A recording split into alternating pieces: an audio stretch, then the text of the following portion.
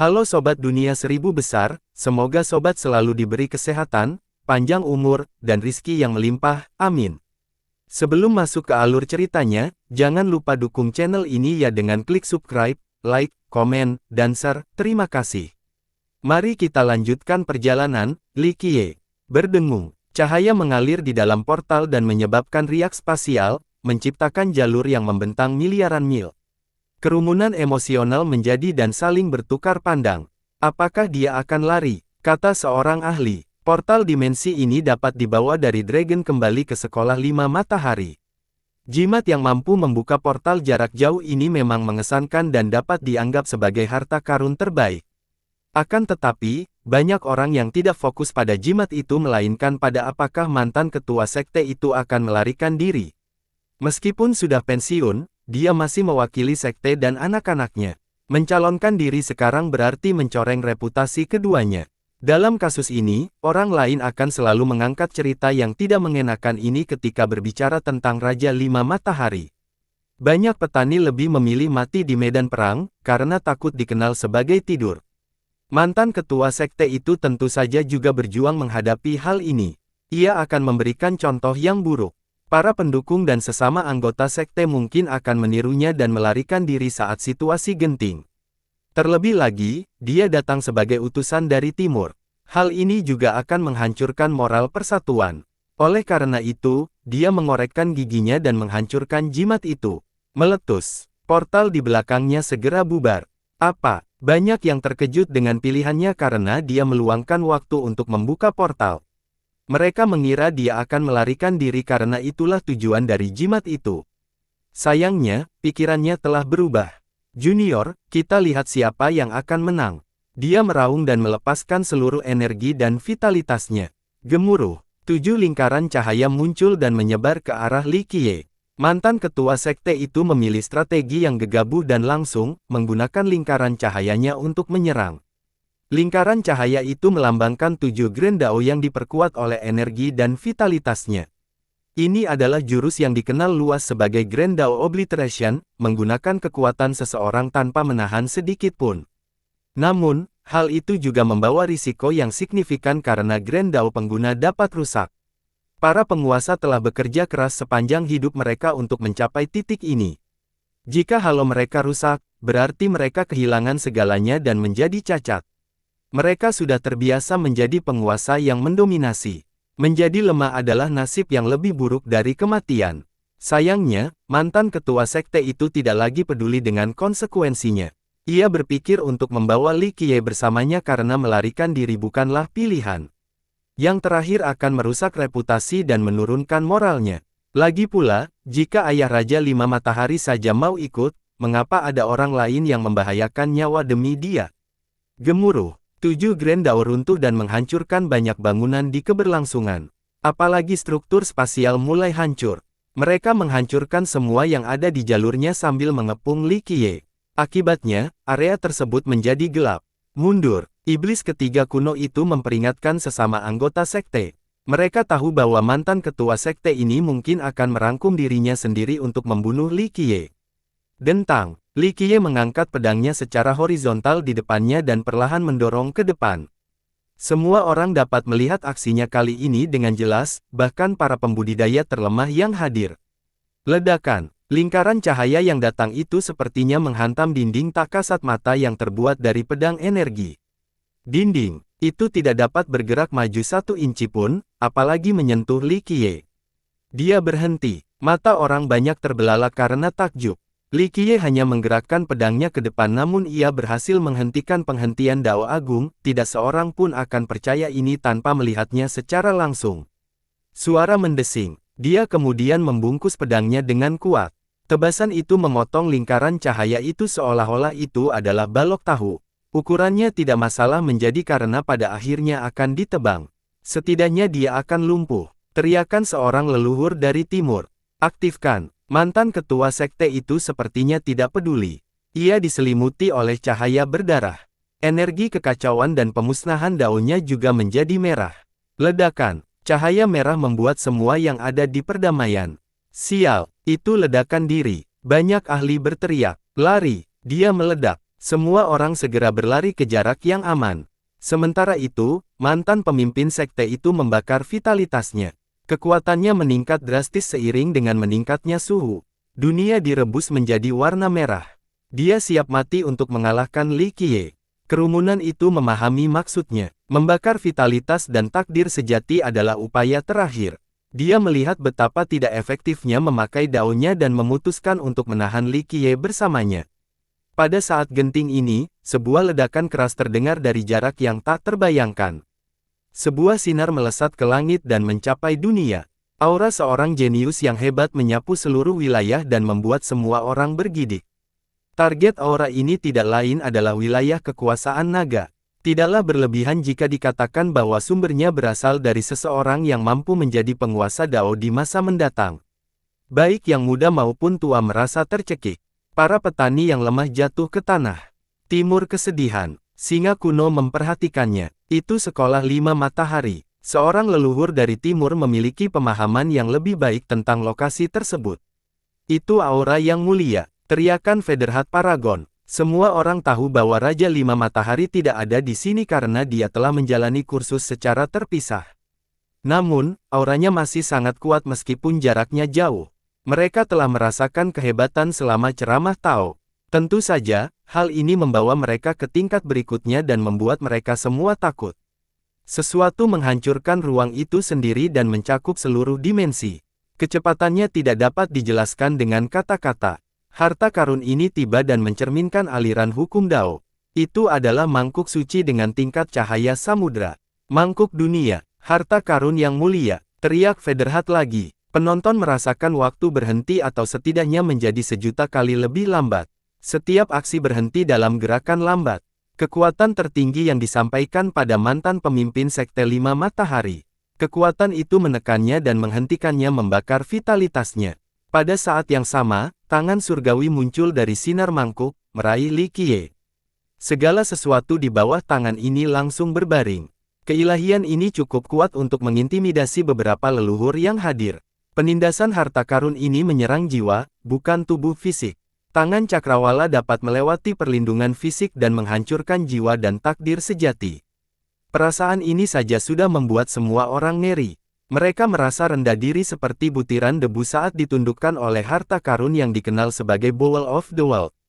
Raja 5 Matahari masih dalam tahap pelatihan, tetapi ia tidak mampu melihat ayahnya bunuh diri. Ia mengirimkan harta karunnya dan melakukan teknik pemisahan dua untuk menyelamatkan ayahnya dan menyerang Li Qiye. Penonton tentu terkesan dengan keefektifan mangkuk itu meskipun Raja 5 Matahari tidak hadir. Secara langsung, mereka memperoleh gambaran yang jelas tentang betapa menakutkan dan perkasanya dia. Potensinya untuk menjadi penguasa Dao sudah diketahui semua orang. Dia juga telah membuktikan kemampuan Dragon. Meskipun demikian, menyaksikannya beraksi masih mencerahkan. Kekuatan seorang pewaris tidak bisa diremehkan. Terlebih lagi, seorang pewaris sudah melakukan tindakan ini. Bagaimana dengan seorang penguasa sejati? Klang, renungan mereka terhenti oleh nyanyian pedang. Mereka merasakan jantung mereka diiris oleh suara ini. Saat kekuatan mangkuk itu turun, Li Qiye hanya mengubah ayunannya menjadi tebasan vertikal terbalik. Waktu mulai mengalir dengan cepat. Penindasan dan penjelajahan mangkuk langsung terputus. Cecaran muncrat keluar dari tubuh mantan ketua sekte itu dan mengejutkan semua orang. Kemudian, tubuhnya terbelah menjadi dua bagian dan organ-organ di dalamnya tumpah keluar. Mata terbuka lebar saat dia jatuh ke tanah. Dia tidak menyangka akan menghentikan ledakannya atau membuat Li Qiye tidak mampu melewati penghalang mangkuk itu. Dia bahkan tidak memiliki kesempatan untuk menghentikan acara itu. Itulah akhir hidup mantan ketua Sekte 5 Matahari meski telah melindungi mangkuk harta karun anaknya. Ledakan. Sebuah ledakan yang memekakkan telinga mengakibatkan rasa sakit yang luar biasa di gendang telinga. Tebasan itu terus berlanjut dan meninggalkan jejak yang bertahan lama. Visual jejak itu menggambarkan perasaan hampa setelah jarak fisik itu benar-benar nyata. Tampaknya lemah dan tak berdaya namun ia dengan mudah menghancurkan hukum Dao yang keluar dari mangkuk tersebut. Hukum-hukum tersebut berisi kekuatan dan pemahaman dari calon penguasa Dao. Sayangnya, mereka tidak memiliki peluang melawan tebasan yang tampaknya tidak menjanjikan itu. Ledakan. Akhirnya, tebasan itu berhasil menembus semua hukum Dao dan mengenai mangkuk itu sendiri. Mangkuk itu langsung kehilangan cahayanya saat bersentuhan. Kekuatannya yang luar biasa tidak cukup untuk menghentikan tebasan lemah yang tampaknya datang dari manusia biasa, yang tidak mampu dikurung di cabang pohon. Kenyataannya, tebasan itu justru memberikan efek sebaliknya, kehancuran total. Mangkuk yang melemahnya terlempar seperti meteor dan menghilang di cakrawala, meninggalkan keheningan total. Tebasan tunggal Li Qiye masih berhasil membunuh mantan ketua sekte dan mengalahkan mangkuk dunia. Dia tidak perlu melakukan seni pedang tingkat atas yang menyalurkan energi, hanya ayunan pedang saja sudah lebih dari cukup. Kerumunan orang mengira bahwa semua hal itu tidak masuk akal. Siapapun yang melakukan hal yang sama akan terbunuh karena lawannya tidak lain adalah Raja Lima Matahari, seorang jenius yang terkenal. Serangan itu sudah cukup untuk melukai sebagian besar penguasa surgawi, apalagi tebasan sederhana. Tidak lagi. Seorang pakar menenangkan diri dan berdamai. Semua orang benar-benar bingung karena tidak ada orang yang dapat menjelaskan ilmu sihir Li Qiye. Bagaimana mereka dapat mencoba memahami misteri Dao di balik tebasan itu jika tidak ada misteri yang sama sekali? Bahkan para leluhur tidak dapat menemukan transformasi atau ilmu pedang apapun. Jadi satu-satunya kesimpulan adalah dia hanya selebar pedang seperti manusia biasa. Apa yang sebenarnya dia lakukan? Tanya seorang ahli. Bagaimana kita menyimpulkannya? Tebasan biasa. Tebasan biasa. Seorang yang terlibat dari sekte besar bercanda. Beberapa orang ingin memberi nama pada teknik yang sangat efektif ini.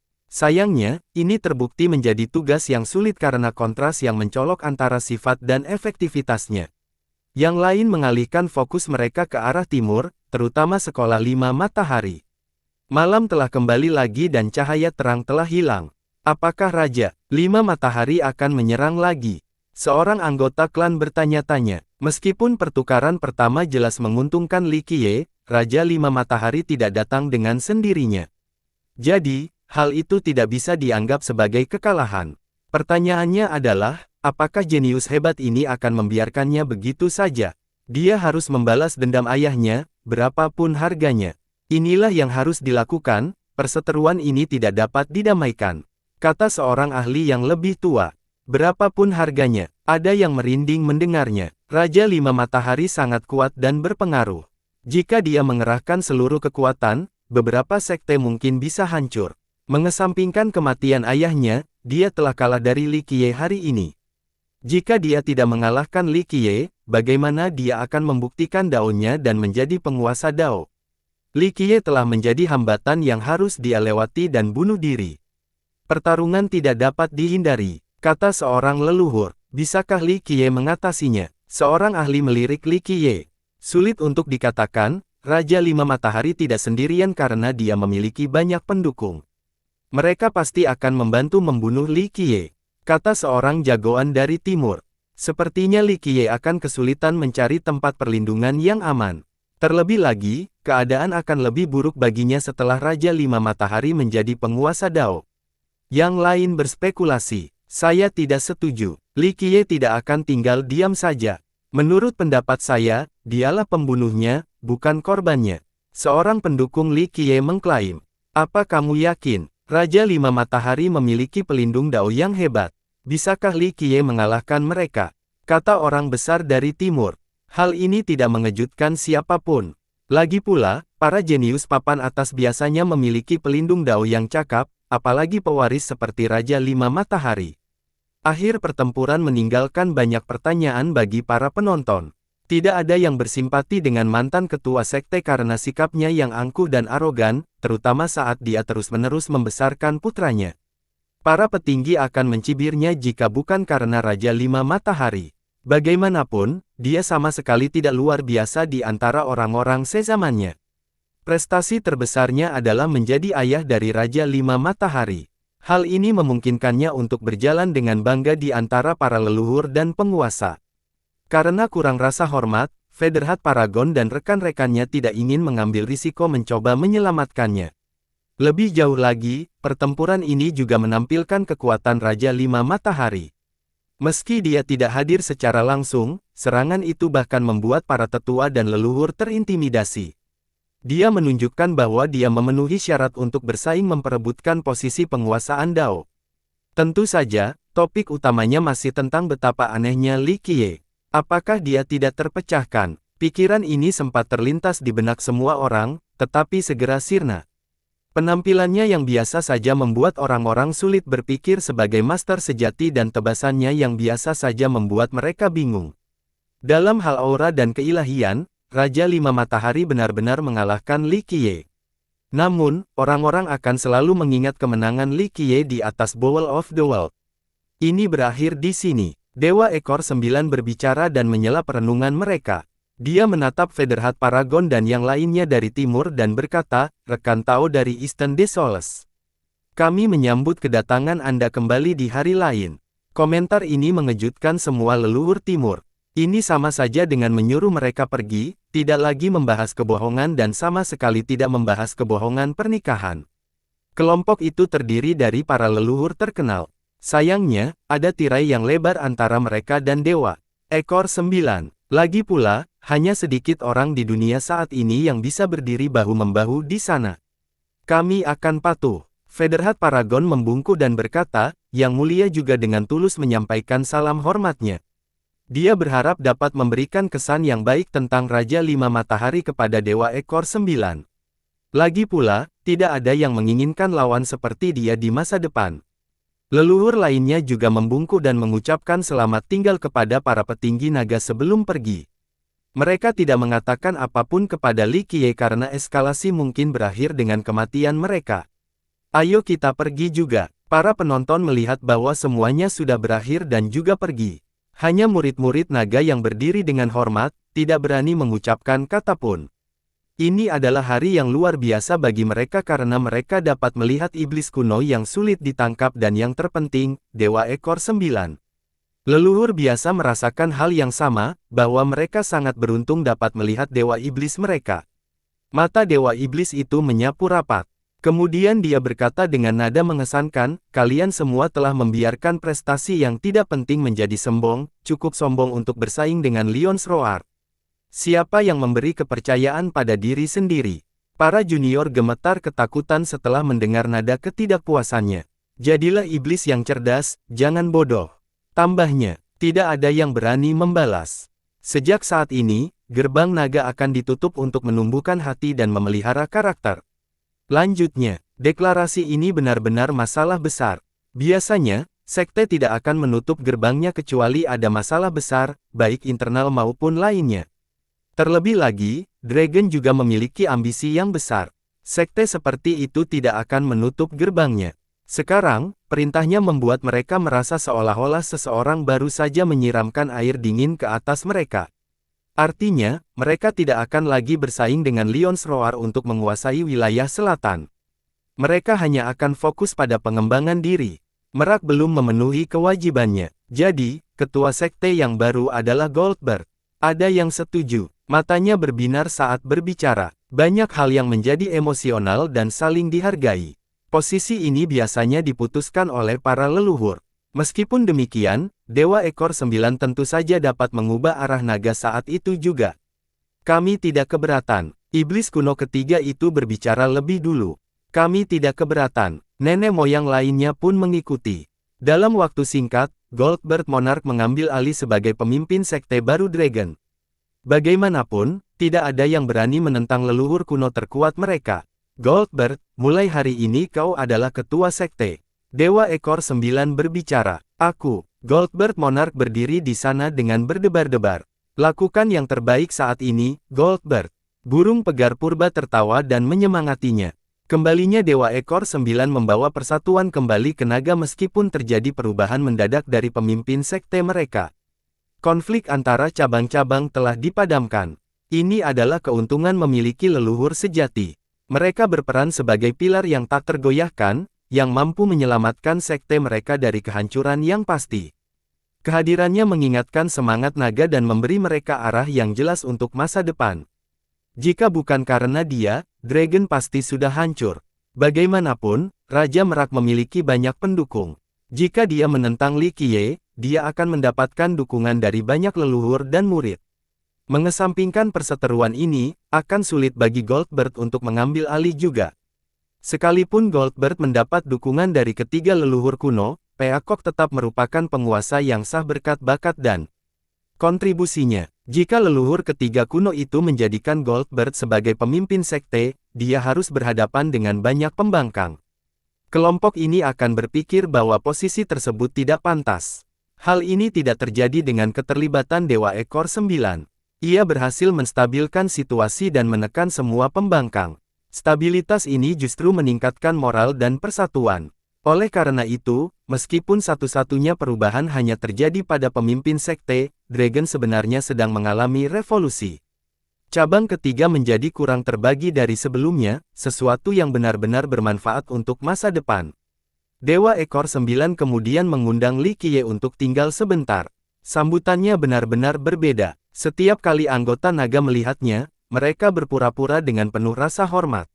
Tuan, nona muda kita tidak buruk sama sekali, kan? Dewa Ekor 9 berbicara sambil tersenyum, apakah Anda mencari seorang murid?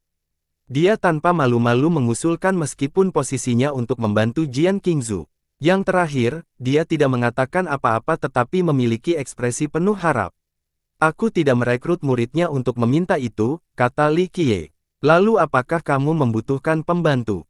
Itu juga bisa. Dewa Ekor 9 mundur memilih, mengubah kata murid menjadi pembantu. Jian Qingzu juga tidak mempermasalahkan perubahan status. Tetap bersama Li Qiye jelas merupakan keberuntungan besar. Mereka yang kekurangan informasi akan mengira bahwa dia gila, menolak merekrut calon penguasa Dao dan malah menjadi pembantu Li Qiye. Dalam kasus ini, Dewa Ekor 9 dan Jian Qingzu bukanlah orang bodoh. Li Qiye menatap iblis itu dan tersenyum, kau bisa menjadi muridmu, dia tidak perlu mengikutiku. Iblis itu menggelengkan kepalanya dan berkata, bagaimana aku bisa dibandingkan denganmu? Tinggal bersamamu akan menguntungkannya seumur hidup. Bakatnya biasa saja, tapi kebijaksanaan dan kecerdasannya luar biasa. Dia akan mampu bersinar di sini, katanya, tanpa mempertimbangkan pendapatnya. Naga tetaplah naga, tidak peduli seberapa cemerlangnya, itu hanyalah jalan sebelum mencapai level penguasaan Dao. Terlebih lagi, Eight Desoles sangat kecil dibandingkan dengan luasnya dunia. Iblis itu tersenyum masam. Kau ingin meninggalkan tanah kecil ini?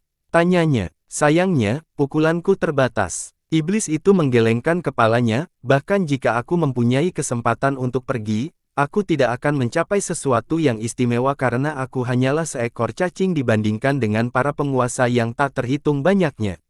Siapapun yang mendengarkan akan terkejut. Pertama, apapun komentar tentang ukuran Eight Desolaces, komentar mengenai diri dari Dewa Ekor 9 sungguh tidak dapat dipercaya. Dia mungkin tidak terkalahkan, tetapi sebagai leluhur kuno yang unggul dan gunung yang tak tertandingi, akan sulit menemukan lawan yang setara dengannya.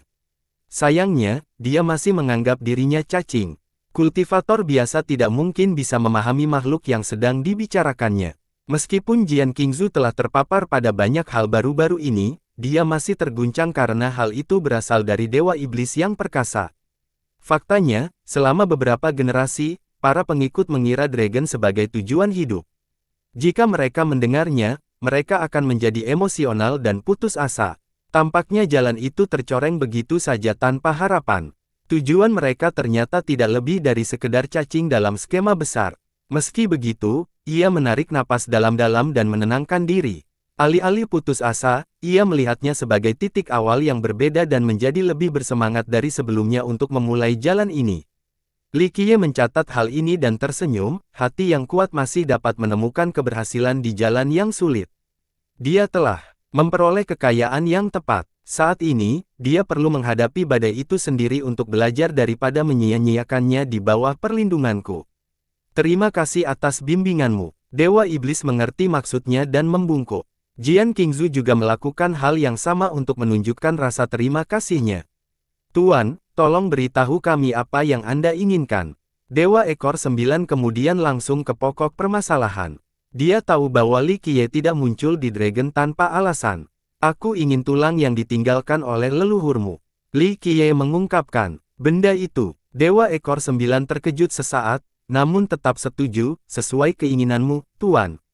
Warisan ini dianggap sebagai pusaka yang tak bernilai dari sekte mereka. Meskipun demikian, Dewa Iblis tetap setuju pada saat itu juga.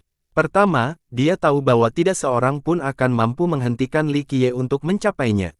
Naga mungkin akan menjadi korban dalam proses ini. Jadi, mengapa tidak memberikannya saja dan membiarkan dia mengira sebagai bantuan? Itu akan membuatnya mendapatkan simpati. Kota yang tenggelam itu berada di tanah leluhur Tiger Pond. Kota itu penuh dengan keberuntungan dan potensi pencerahan Dao. Tempat ini menghasilkan banyak leluhur kuno dan pembudidaya terbaik untuk Tiger Pond.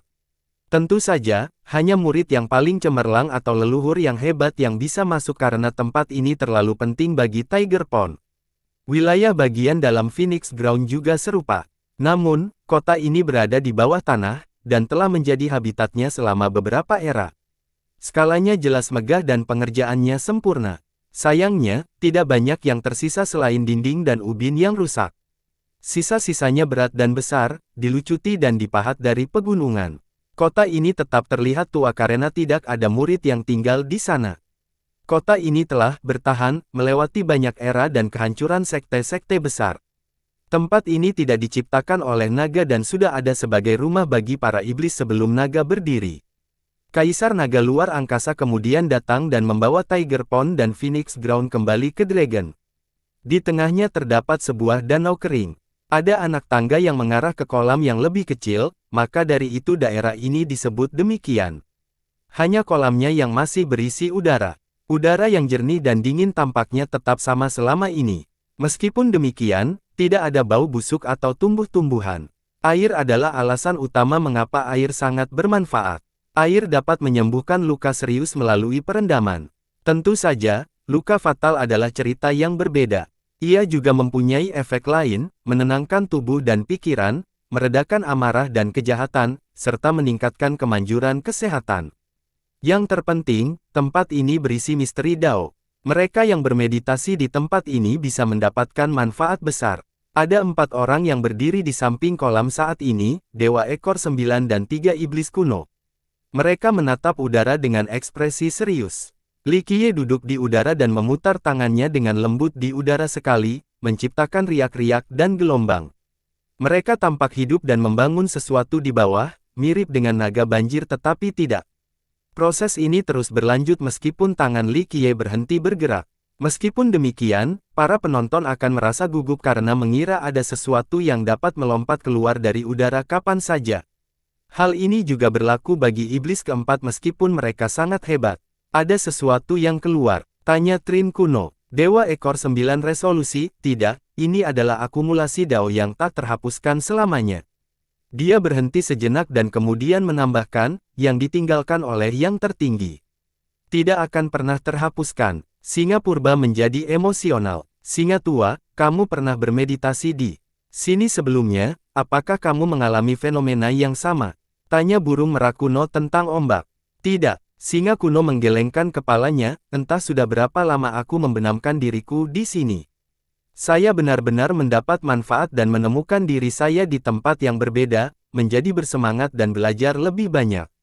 Dao mengalir begitu saja ke dalam diriku, benar-benar perasaan yang ajaib.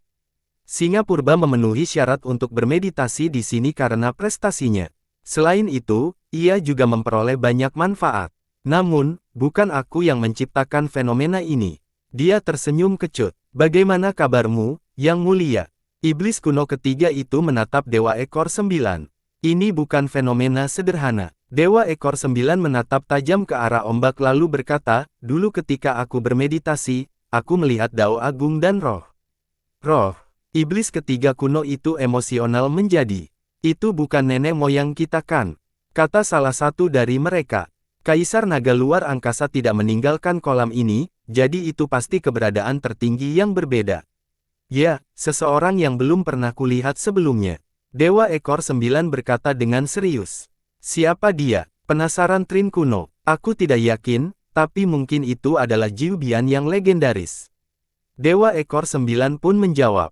Jiu Bian. Keheranan mereka semakin bertambah. Mereka tahu bahwa Tiger Pond dikabarkan memiliki hubungan yang erat dengan Jiu Bian. Sayangnya, tidak ada bukti yang konkret. Feng Qi dan Jiu Bian. Gumam burung pegar kuno. Mengungkit Jiu Bian membuatnya berpikir tentang hubungan antara Feng Qi dan Phoenix Ground juga. Apakah itu benar-benar Jiu Bian? Kudengar Jiu Bian mungkin lahir di sini, tanya singa purba. Itu semua perkiraan dari catatan kuno. Jawab Trin kuno. Apakah Jiu Bian lahir di sini atau tidak, itu pasti ada aturannya dengan Jiu Bian. Dewa Ekor 9 berkata dengan percaya diri. Hubungan Jiu Bian dengan Tiger Pond kita. Gumam singa purba. Jiu Bian yang misterius telah diselimuti kabut. Beberapa orang percaya bahwa Jiu Bian sebenarnya adalah 9 orang yang terpisah, atau makhluk yang telah hidup selama era 9. Itu juga bisa menjadi garis keturunan, bukan orang. Singkatnya, tak seorang pun tahu banyak tentang Jiu Bian, hanya saja makhluk ini cukup kuat untuk menghalangi para penguasa Dao dan bertarung secara seimbang melawan Feng Qi. Kolam itu sudah ada sebelum berdirinya Dragon. Itu adalah tempat berkumpulnya para iblis. Kebanyakan orang percaya bahwa iblis-iblis ini berhubungan dengan Jiu Bian, banyak di antara mereka yang mengira mereka adalah keturunan Jiu Bian. Ini mungkin agak masuk akal, tetapi para iblis perkasa berpikir bahwa jika mereka dapat mencapai atavisme, mereka akan memperoleh garis keturunan Jiu Bian. Misalnya, garis keturunan Jian dapat berevolusi menjadi garis keturunan burung Phoenix. Apakah Jiu Bian berasal dari sini? Tanya Trin kuno. Itu tidak jelas, tapi saya yakin kalau Feng Qi adalah orang luar, kata Dewa Ekor 9. Meskipun catatannya tidak jelas, cabang ketiga Dragon percaya bahwa untuk jangka waktu yang lama, Jiu Bian bertanggung jawab atas area ini, terutama Tiger Pond. Feng Qi adalah orang luar yang datang untuk menantang Jiu Bian. Ada spekulasi bahwa mereka juga memiliki ketekunan, bahwa pertempuran ini sudah diatur sejak lama. Apapun itu, keduanya tidak menahan diri. Keduanya pasti sedang bersaing untuk sesuatu, kata burung pegar kuno. Ini telah menjadi pertanyaan yang sudah lama ada di Dragon. Para leluhur mereka tidak pernah berhenti meneliti masalah ini. Salah satu legenda menyebutkan bahwa Kaisar Naga Angkasa memilih daerah ini karena ada rahasia yang tersembunyi di sana. Ia kemudian memilih untuk melindunginya dan menciptakan naga. Sayangnya, para leluhur naga dan bahkan penguasa Dao eksternal telah mencarinya namun gagal. Akhirnya, para leluhur percaya bahwa itu pasti istana alam iblis. Hanya tempat itu yang sulit dijangkau oleh mereka. Itu mungkin ada dalam keabadian. Dewa Ekor 9 menyentuh hal ini. Iblis ketiga kuno itu saling bertukar pandang. Keabadian tidak dapat diraih oleh para penguasanya. Namun, semua makhluk perkasa menambahkannya. Apa yang membuatmu berkata begitu? Tanya burung pegar kuno. Karena di luar keabadian, tidak banyak hal yang layak menyita waktu untuk penguasa Dao. Dewa Ekor 9 berkata, penguasa Dao kita sendiri telah tinggal di kota iblis. Banyak penguasa Dao lain juga datang kemudian. Dia berhenti sebentar dan melanjutkan, dari catatan sejarah, pasti ada sesuatu di sini yang menggoda semua penguasa Dao. Bukan di ibu kota kita atau wilayah lain, melainkan di kota iblis. Tidakkah kamu pikir itu istana? Kata Trin kuno. Tidak. Dewa Ekor 9 berjanji, istana itu memang harta yang tak tertandingi bagi kita, juga tidak bisa dipahami, tetapi mengingat kekuatan para penguasa Dao, mereka seharusnya bisa mengambilnya jika itu adalah tujuan mereka yang sebenarnya. Yang lain tidak dapat membantah logika ini. Naga memang kuat tetapi mereka tidak akan mampu menghentikan penguasaan Dao. Ada kisah tentang para penguasa Dao yang datang dan memuji istana itu berulang kali. Sayangnya, tidak ada yang berhasil merebutnya. Terlebih lagi, hal ini membuat mereka berpikir tentang hal lain. Sekte mereka semakin berkembang, memiliki banyak leluhur dan orang-orang jenius. Hal ini terutama terjadi selama masa pemerintahan Peacock. Sekte tersebut mulai memiliki ambisi untuk bersaing dengan Lions Roar. Sayangnya, Dewa Ekor 9 membuat mereka sadar betapa sia-sianya hal itu. Tampaknya olah dia menusukkan jarum ke dalam balon. Semua perkembangan mereka saat ini tidak berarti banyak karena seorang penguasa Dao masih bisa menghancurkan mereka tanpa ragu-ragu.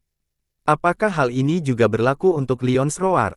Jawabannya adalah tidak. Dalam sejarah, para penguasa Dao selalu ragu untuk melakukan sesuatu yang merugikan Lions Roar. Ini mungkin perbedaan terbesar antara Dragon dan Lions Roar. Yang terakhir akhir-akhir ini tampak tenang dan terkesan menolak. Meskipun demikian, tidak ada yang berani melakukan apapun terhadap mereka. Dewa ekor M9 lebih peka dan membangunkan mereka dari mimpi. Singa kuno dan burung merak kuno menatap Trin kuno, yang terakhir menjadi pendukung terkuat Raja Merak. Aku tidak pernah menginstalnya.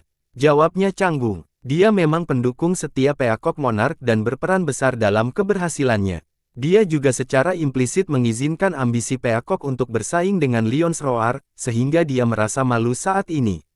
Dia tertawa dan mencoba mengecilkan situasi tersebut. Apa yang ingin saya lakukan adalah hanya bersaing, bukan melawan mereka atau merebut wilayah mereka. Naga baik-baik saja sekarang. Dewa ekor 9 berkata, tetapi bahkan ketika kita memiliki penguasaan Dao, yang mulia saja sudah cukup untuk menghalangi kita. Ini bahkan belum disebut leluhur mereka. Iblis ketiga itu menarik napas dalam-dalam. Rupanya Lion's Roar belum menghasilkan seorang pun yang layak, tidak ada seorang pun jenius yang setingkat dengan Peacock Monarch.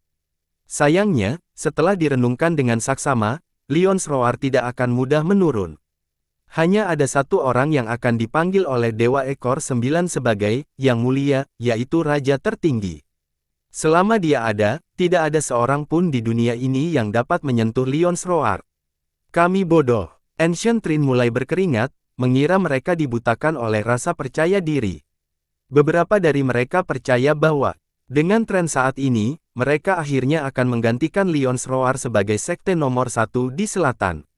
Namun, mereka juga menyadari betapa benarnya pengingat ini. Meski memiliki Dewa Dao Luan dan Dewa Dao Myriad Ice, mereka masih belum bisa mengalahkan Lion's Roar. Sekarang, junior seperti mereka ingin menang. Ini benar-benar konyol seperti lalat capung yang mencoba menumbangkan pohon. Ikuti saja arusnya. Dewa ekor 9 menjelaskan, kalau tidak, kehancuran sudah di depan mata. Ketiganya membungkuk dan menyetujui arahnya. Cebur. Sementara itu, ombak di kolam terus menguat. Akhirnya, air naik ke atas, mendidih, dan bergolak. Raungan dalam dari dasar terdengar menggelegar. Bahkan orang tuli pun dapat mendengar raungan ini karena menusuk pikiran. Aura kuno terwujud menjadi kenyataan. Keempat iblis itu mendapati diri mereka berada di tanah purba milik seorang penguasa agung. Mereka tunduk pada keinginan makhluk ini meskipun mereka memiliki kekuatan. Hal itu membuat mereka bergidik karena hanya dari auranya saja, mereka bisa mengetahui betapa kuatnya makhluk ini dulu. Udara di udara berubah menjadi gambaran makhluk tertentu. Makhluk itu memiliki ciri-ciri beberapa hewan, anjing, harimau, ular, naga, burung phoenix. Meskipun demikian, perpaduan ini tampak pas dan alami. Berdengung, sinar yang menyilaukan membuat mereka menutup mata. Mereka terhuyung mundur saat cahaya itu menyelamatkan Li Qiye. Beberapa saat kemudian, cahaya dan aura yang mengepul itu menghilang. Mereka membuka mata dan melihat kolam kosong. Li Qiye juga tidak ada di sana. Mereka saling bertukar pandang dengan heran. Dimensi yang unik. Dewa ekor 9 menyimpulkan bahwa Li Qiye telah memasuki dimensi yang berbeda. Singa tua, apakah kamu pernah mendekati ini saat itu? Tanya burung pegar kuno. Tidak. Aku bahkan tidak mendapatkan gelombang, apalagi dimensi yang terpisah. Singa purba tersenyum kecut. Ini pasti misteri terdalam dari kolam itu. Dewa ekor 9 berkata, aku juga tidak berhasil mendekatinya selama meditasiku. Bagaimana dengan Myriad Ice Dao Lord? Tanya Trin kuno. Dao Lord itu pernah datang ke sini saat masih muda dan mendapat banyak manfaat. Tidak ada rincian tentang ini, hanya saja dia telah memperoleh kekayaan, jawab singa kuno. Karena mereka tidak tahu kemana Li Qiye pergi, yang bisa mereka lakukan hanyalah menunggu dengan sabar dan memperhatikan kolam. Li Qiye memang memasuki dimensi lain, tempat di mana tanah dan langit menyerupai cermin kristal. Orang lain akan bingung dengan dimensi aneh ini. Namun, Li Qiye memiliki tujuan yang jelas, sebuah titik hitam di atas dinding kristal. Ini adalah tulang Dao seukuran telapak tangan. Ingat, temboknya sangat besar sehingga agak sulit untuk melihat satu titik hitam pun dari ketenangan. Hal ini tidak menjadi masalah bagi Li Qiye. Warnanya hitam tak berkilau, seolah-olah itu adalah potongan tulang yang telah lama terbengkalai. Begitu dia menikmati surganya, dia melihat banyak sekali rune yang tertanam di tulang kecil ini. Rune-rune itu berisi mantra-mantra Dao Agung. Masing-masing dapat membawa seseorang langsung ke misteri Dao. Tentu saja, untuk melakukan hal itu diperlukan pemahaman yang sempurna. Tulang-tulang itu juga sangat berat. Mungkin karena itulah dinding kristal itu diperlukan, didirikan hanya untuk menopang tulang. Satu hal yang ia perhatikan adalah retakan yang jauh lebih tipis dari sehelai rambut. Hal ini menarik karena sifat tulang yang berat dan kuat. Sesuatu telah benar-benar berhasil merusaknya. Menjadi sangat jelas bahwa tulang kecil ini adalah pusat dimensi ini. Dinding kristal hanya berfungsi sebagai rangka yang menahan alasan keberadaannya. Kultivator biasa tidak memiliki kesempatan untuk benar-benar memahami tulang. Sebagian besar hanya akan fokus pada dinding kristal, tidak mampu mendeteksi keberadaan tulang. Para penemu yang lebih kuat tidak akan mampu menemukannya. Sayangnya, memahaminya lebih sulit daripada mencapai surga. Itu berisi jalan agung dan misteri di luar pemahaman dan imajinasi mereka. Para guru yang tak tertandingi pun tidak terkecuali. Li Qiye menerapkan tulang itu dengan lembut. Tulangnya terlihat agak kasar tetapi terasa lembut dan halus saat disentuh. Tulang itu bereaksi dengan memancarkan cahaya redup yang mengembang keluar. Dao yang belum selesai, tapi masih bisa diperjuangkan. Li Qiye menggelengkan kepalanya, semuanya hanyalah sesuatu, tidak ada gunanya membahayakan nyawa seperti itu. Jiu Bian, itu bukan nama yang buruk. Li Qiye tersenyum dan terus membekukan tulang itu, tunggu sampai transformasi terakhir kali lain. Jalan besar itu sulit tetapi luangkan waktu Anda, jangan membuat kesalahan yang sama lagi. Tulang Dao ini bukan milik Jiu Bian. Pejuang kedua tewas dalam pertempuran itu. Feng Qi meninggalkan satu dimensi di Phoenix Ground sementara Jiu Bian meninggalkan dimensi ini di Tiger Pond. Dimensi-dimensi tersebut memperoleh rahasia terbesar mereka, sumber dan Grand Dao mereka. Mereka telah disegel dan tidak tersedia bagi orang luar. Namun, Li Qiye berbeda karena ia memiliki ikatan dengan kedua makhluk itu. Tujuan kali ini adalah menciptakannya sekali lagi. Keberhasilan berarti potensi tak terbatas, dua legenda cemerlang baru bagi dunia ini. Sekali lagi, ujarnya, melakukan segalanya lagi dan melupakan perseteruan sebelumnya untuk menjadi legenda yang tak tertandingi. Jika tidak, Anda akan terjerat lagi dan hasilnya akan hampir sama. Setelah berkata demikian, ia duduk di tanah dan membentuk mudra dengan kedua tangannya lalu melantunkan mantra untuk tulang Dao. Kekosongan itu ada, menjulang di atas berbagai keberadaan dan menjadi milik sumbernya. Suaranya menggema di seluruh dimensi. Saat dia melantunkan mantra, sebuah cahaya memancarkan darinya. Seiring berjalannya waktu, cahaya yang semakin kuat berubah menjadi Grand Dao dan benda-benda langit. Fenomena visual tiada taraf yang terwujud dalam keberadaan, siklus Dao, energi abadi sejati yang turun, energi abadi tak bernoda. Li Qiye berubah menjadi makhluk sejati abadi dan energinya memelihara dan membangunkan semua makhluk hidup. Sinar itu dapat mengubah kebusukan menjadi keajaiban. Sehelai rumput yang bermandikan energinya akan berubah menjadi obat mujarab. Ia menyatu dengan dimensi dan membagi energi Dao dan keabadiannya, bermaksud mengubahnya menjadi sesuatu yang lebih besar. Fenomena visual dan segala hal lainnya muncul atas kemauannya sendiri. Ia telah mencapai tingkat tertinggi, melampaui semua hal lain di dunia. Kelahiran Dao berarti kelahiran segala sesuatu. Setelah bunyi dengungan keras, rune pada tulang Dao menjadi terang. Garis-garis rahasia bersinar terang saat rune-rune tersebut disusun dalam urutan tertentu untuk membentuk mantra-mantra yang koheren. Dao ciptaan baru ini selaras dengan Dao milik Li Qiye sendiri. Berdengung. Akhirnya, seluruh bab yang berisi Grand Dao tertinggi muncul dan menghasilkan semua dinding kristal. Kabut misterius mulai terbentuk di dinding.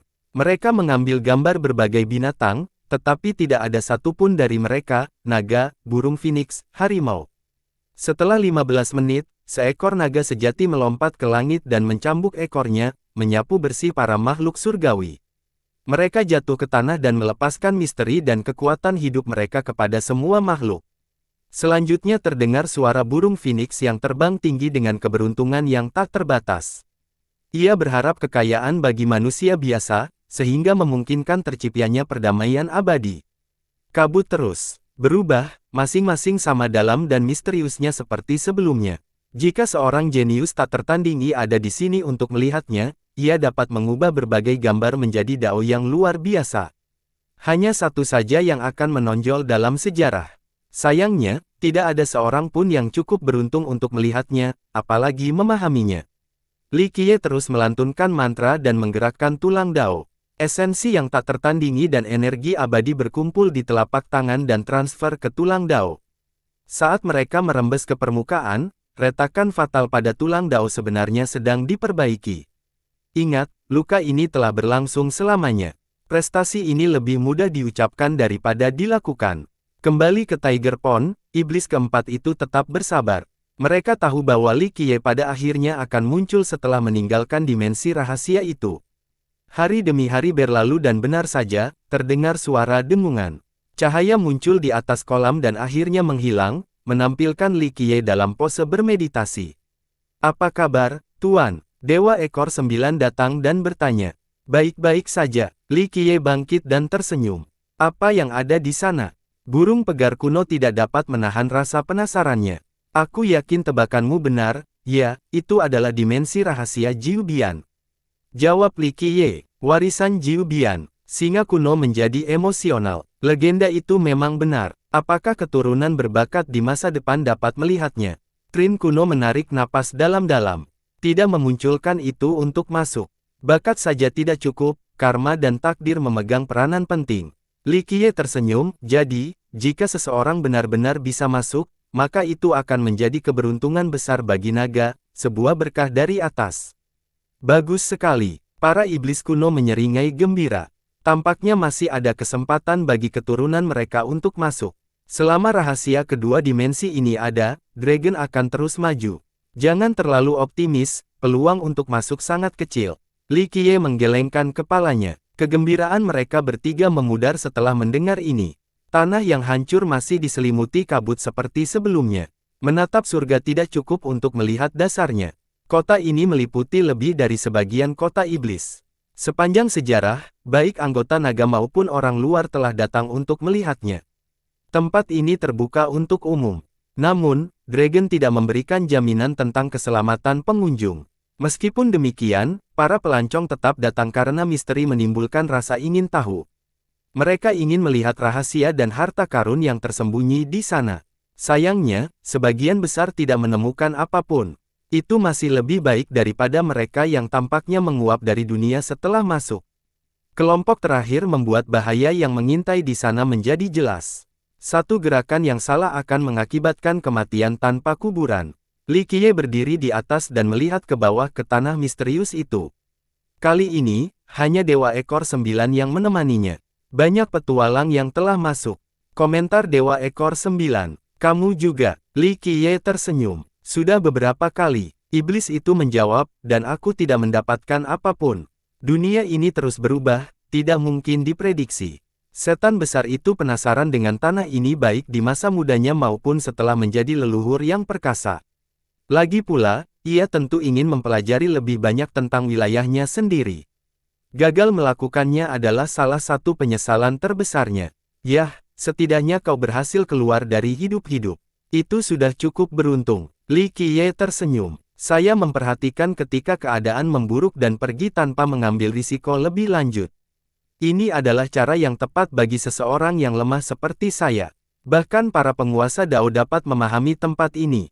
Saya tidak lebih baik." Iblis itu mengakuinya. Orang lain yang memiliki tingkat serupa mungkin akan menahan diri untuk tidak meremehkan diri mereka sendiri. Tidak ada gunanya mengungkapkan informasi sensitif ini. Cara berpikirmu adalah tanda kebijaksanaan. Li Qiye berkata, "Ya, penguasa Dao juga tidak dapat menemukan apapun. Banyak yang telah masuk, para leluhur kita sejak awal. Bahkan Ratu Pedang dan penguasa Dao Suci kemudian." Kata iblis itu, "Kaisar Naga Luar Angkasa memilih area ini karena suatu alasan. Selain itu, ia berhasil memperoleh sesuatu dari tanah yang hancur. Namun, penguasaan Dao lainnya dari naga tidak memperoleh apapun dari sana." Para pemain pun bermunculan setelahnya, Ratu Pedang, Yang Mulia, penguasa Dao 9 Roda. Mereka juga gagal. Inilah alasan mengapa Dewa Ekor 9 tidak menganggap kegagalannya sebagai hal yang tidak dapat diterima. Dia hanyalah seorang junior dalam skema besar, bukan tandingan bagi para penguasa Dao yang tak tertandingi di masa lalu. "Apakah Anda akan masuk, Tuan?" Dewa Ekor 9 bertanya meskipun sudah mengetahui jawabannya karena mereka berdiri di sini. "Ya," Li Qiye mengangguk sambil menatap tempatnya. "Tuan, bisakah Anda membawakan saya?" Dia canggung tersenyum sambil menggosok telapak tangan. Entah kenapa, dia sangat percaya pada Li Qiye dan tidak ingin melewatkan kesempatan ini. Dia yakin bahwa Li Qiye dapat melakukan apa yang tidak dapat dilakukan oleh para penguasa Dao. Intuisinya mengatakan demikian. Li Qiye tidak menjawab. Setelah beberapa saat, iblis itu terbatuk dan berkata, "Saya minta maaf karena menanyakan sesuatu yang begitu serius." "Tidak apa-apa, mungkin kamu tidak bisa menemukan apa yang kamu cari di sana, tapi setidaknya kamu akan mengunjungi tempat yang pernah dikunjungi leluhurmu sebelumnya." Li Qiye setuju. Terima kasih, terima kasih." Iblis itu berbaring dengan gembira. Ini adalah salah satu hal langka di dunia ini yang masih bisa membuatnya bersemangat. Li Qiye menerima sinyal itu dan mengamati daratan dengan tenang. Setelah beberapa lama, dia menghela nafas dan berkata, "Mengapa mereka harus pergi sejauh ini, sampai mati?" "Benar, Feng Qi dan Jiu Bian." Iblis itu mengerti. Legenda mengatakan bahwa Feng Qi dan Jiu Bian tewas setelah pertempuran mereka. Tentu saja, hal ini tidak dapat dilakukan karena tidak ada yang menyelesaikan keseluruhan Ravagate Land sepenuhnya.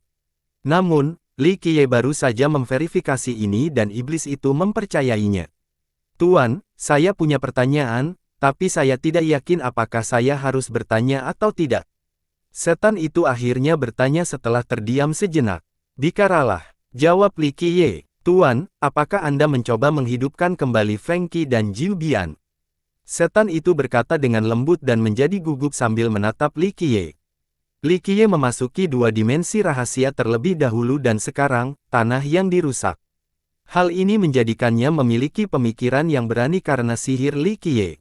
Kelahiran kembali yang sejati hampir mustahil, terutama jika kita berbicara tentang definisi yang paling ketat.